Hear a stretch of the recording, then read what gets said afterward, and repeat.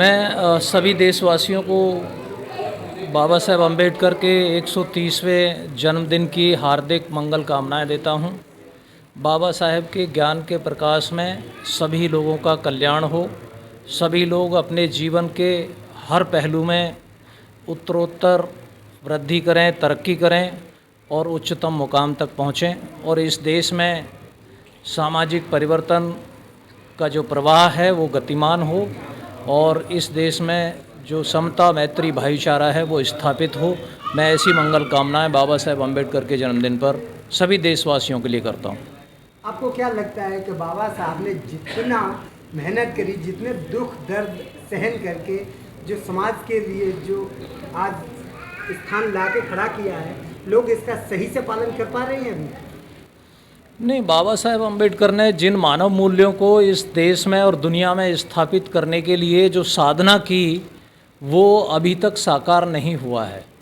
देखिए, आज 130वां जन्मदिन बाबा साहेब अम्बेडकर का हम मना रहे हैं, लेकिन इस 130 साल की समयावधि में बाबा साहेब अम्बेडकर ने लगभग 1911 से लेकर के और 1956 तक बाबा साहेब अम्बेडकर ने अनवरत संघर्ष किया और उस संघर्ष के मूल में उनकी एक भावना थी कि मैं इस देश में जो गैर बराबरी है, जो ऊंच नीच है, जो छुआछूत है, जो इंसान इंसान के बीच में दूरी है और जो वंचित लोग हैं, जो शोषित लोग हैं, जो उपेक्षित लोग हैं, उनको मानव के मौलिक अधिकार मिलें और इस देश में एक लोकतंत्र स्थापित हो और सबको शासन सत्ता में भागीदारी करने का मौका मिले।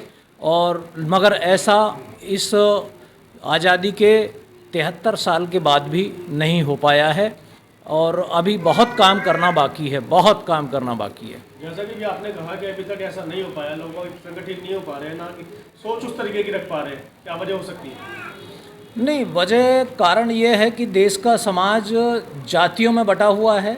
6743 जाति हैं और 6743 जातियों की 6743 आस्थाएं हैं। हर जाति अपनी आस्था से बंधी हुई है, वो आस्था को ज़्यादा महत्व देती है, बल्कि समाज के सामूहिक विकास और बेहतरी को कम महत्व देती है। कोई भी व्यक्ति अपनी आस्था को छोड़ करके अपनी एक दूसरे मानव मूल्यों को स्थापित करने के लिए या एक दूसरे के साथ मानवीय आधार पर संबंध स्थापित करने की बजाय उसे अलग अलग संप्रदाय का मानता है, अलग अलग जाति का मानता है, अलग अलग धर्म का मानता है, उसके साथ इंसान के स्तर पर खड़ा होकर के व्यवहार नहीं करता है।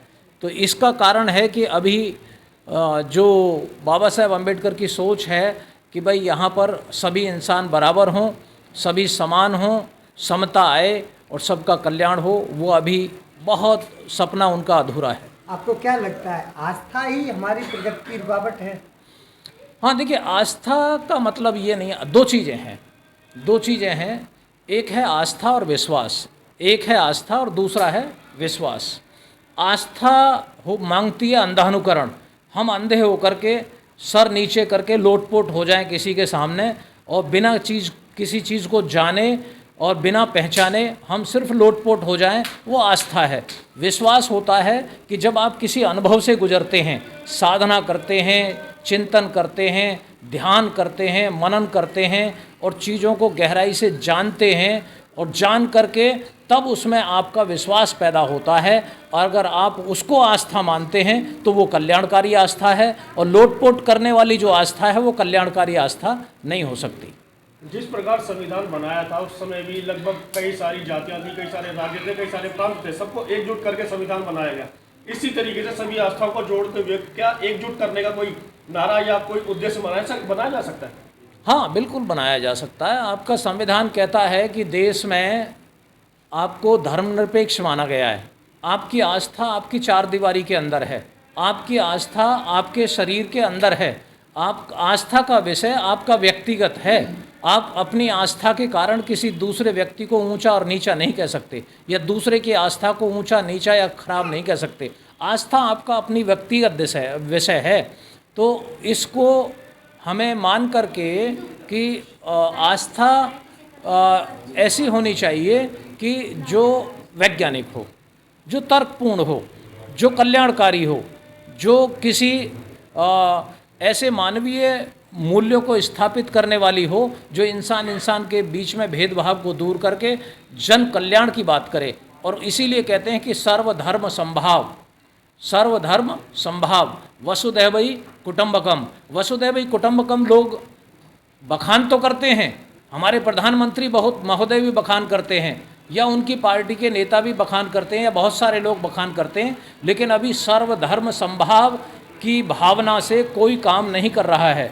वसुधैवै कुटुम्बकम की भावना से कोई काम नहीं कर रहा है। ये पूरा संसार एक घर है, और इस संसार में निवास करने वाले सभी प्राणी समान हैं। कोई ऊंच नीच नहीं है, कोई जातिवाद नहीं होना चाहिए, कोई जाति भेद नहीं होना चाहिए, और किसी प्रकार का सांप्रदायिक या धार्मिक भेदभाव मनुष्य के अंदर नहीं होना चाहिए। ये संसार पूरा एक घर है, और जब हम ये मान के चलेंगे कि पूरा संसार एक घर है, तो हर व्यक्ति को अपना भाई, सगा और खून का रिश्ता मान करके उसकी बेहतरी के बारे में सोचेगा। क्या आपको नहीं लगता इस तरीके से शर्मा, दुबे और ये जितने भी टाइटल्स हैं, अगर इनको हटा दिया जाए तो भारत एक हो सकता है? हाँ, देखिए, आज हम देखते हैं कि जातियों को बढ़ावा लोग अपने नामकरण के कारण ज़्यादा दे रहे हैं।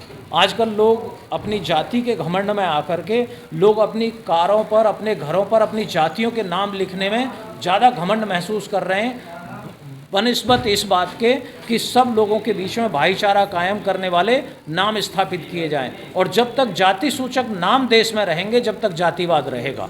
और जातिवाद को ख़त्म करने के लिए सबसे पहली ज़रूरत है जाति सूचक नामों का संबोधन करना बंद कर दिया जाए। चलिए, ठीक है।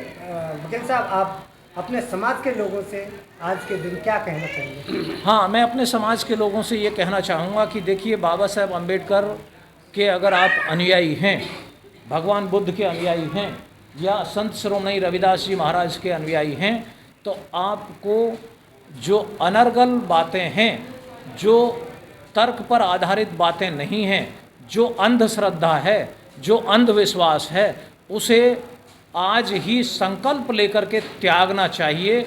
और जो तर्क के आधार पर ज्ञान है, जो मौलिक ज्ञान है, जो प्राकृतिक ज्ञान है, उसको मानना चाहिए, और उसे मान करके समाज में उसका विस्तार करना चाहिए, प्रचार करना चाहिए, और जन जन में उसकी चर्चा होनी चाहिए।